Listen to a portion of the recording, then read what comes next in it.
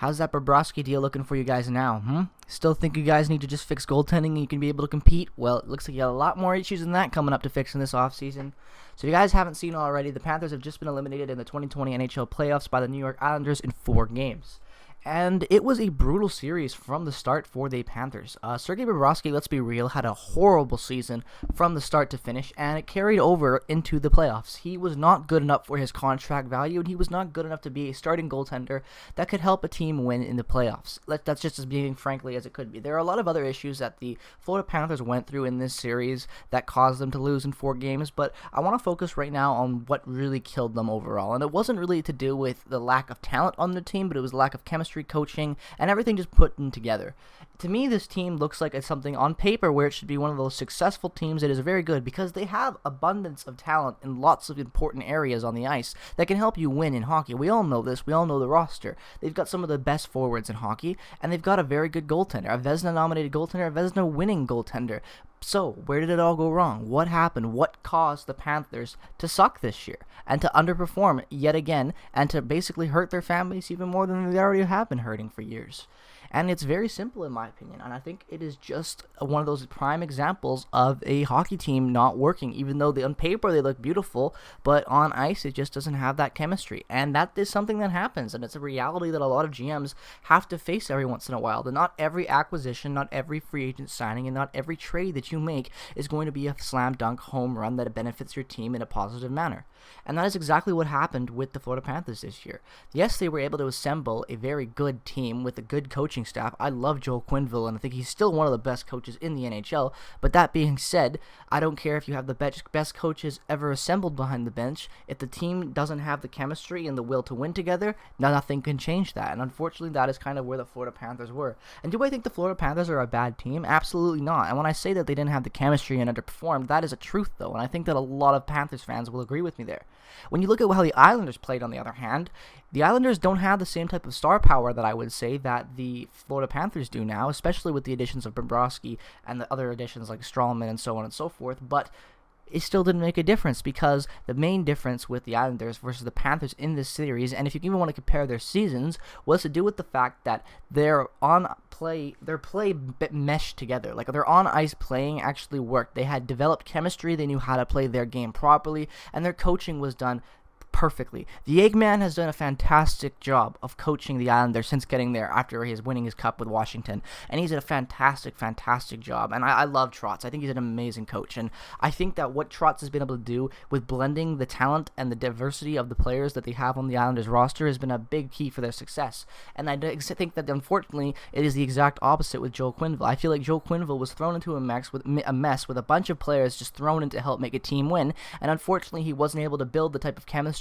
and balance that a team needs to win. And that's okay, because that not every coach can do that, and that doesn't make them a bad coach, but it also really relies on who assembles the team in the first place, and that duty lies on the GM, and that is kind of where their whole issue started this season. If you want to go and talk about this playoffs, you can look at it through and through. The GMing of this team was not enough to get them into a winning position to be successful. They took a look at the best options available in free agency and just went for it, but unfortunately, as a lot of teams and fans of teams will know, free agency is not a place, or the place at all actually, to fix your issues and fix your team to become better. Because if we really look at free agency compared to, in the NHL compared to other free agencies in other leagues, the high-end level of talent is never there. Now, yes, Bobrovsky being brought in and underperforming is something that a lot of people couldn't have saw, but that is just a rare situation where that, yes, they picked up a big-name player and it just didn't work out to them. But when you look at the rest of the stuff and where they invested their money and the talent that they put the money into, I think that was a big issue. They kind of just threw everything, and this has been in Florida for a few years now, for a while.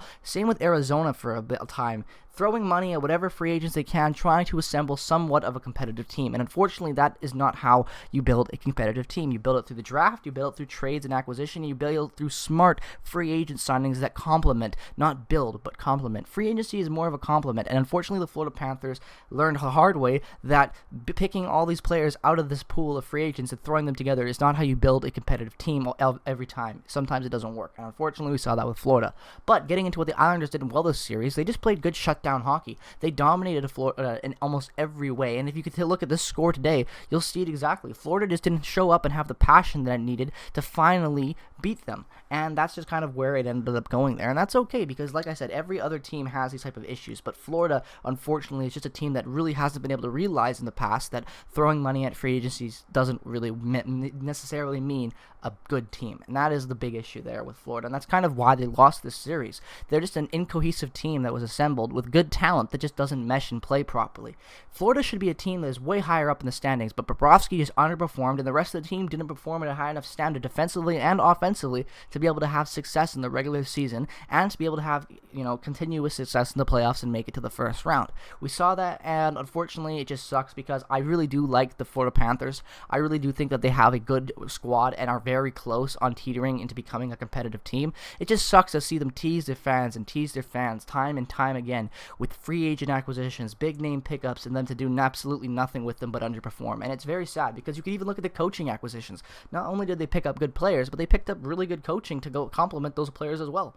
And that's the big issue with what happened with the Florida Panthers this season, and that continued into the regular season and throughout the playoffs. And that is basically how you could wrap up this whole review of this series. The Florida Panthers were just not a good enough cohesive of a unit of a team to be able to beat the Islanders that were a cohesive unit, that played well as a team, that had good all-around play, that was enough to beat a team, that just wasn't chemistry, that didn't have the chemistry they needed to win, and that overall just underperformed in a lot of different ways.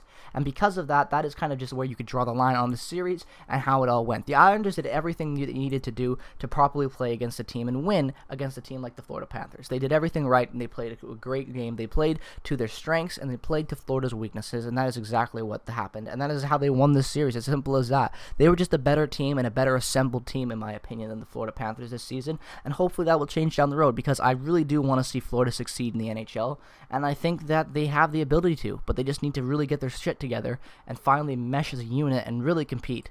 And until that happens, I don't see the Florida Panthers really being a competitive team and competing for any high-end playoff seedings or anything like that matter.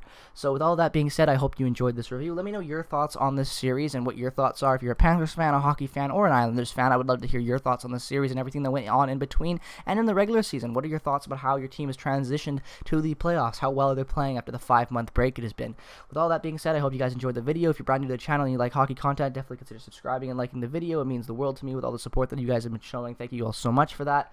And yeah, without any further ado, I'm going to end the video here. So thank you guys so much for watching. Peace out, take care, and I will see you in the next one. Bye-bye.